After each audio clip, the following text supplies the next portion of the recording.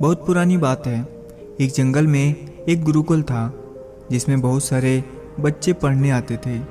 एक बार की बात है, गुरुजी विद्यार्थियों को पढ़ा रहे थे, मगर एक विद्यार्थी ऐसा था जिसे बार बार समझाने पर भी समझ में नहीं आ रहा था।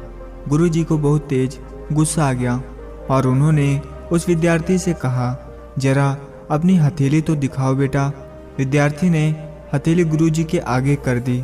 हथेली देखकर गुरुजी बोले, बेटा तुम घर चले जाओ, आश्रम में रहकर अपना समय व्यर्थ मत करो, तुम्हारे भाग्य में विद्या नहीं है।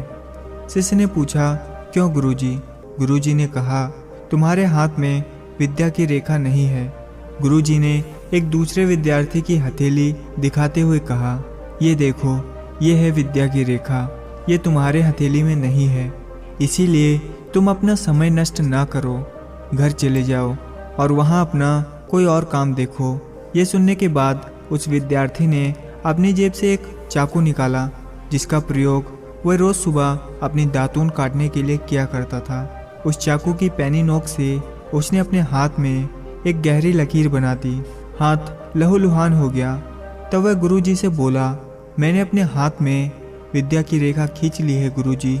ये देख गुरुजी द्रवित हो उठे और उन्होंने उस विद्यार्थी को गले से लगा लिया और बोले, तुम्हें इस दुनिया की कोई भी ताकत विद्या सीखने से नहीं रोक सकती बेटा। दृढ़ निश्चय और परिश्रम हाथ की रेखाओं को भी बदल देते हैं।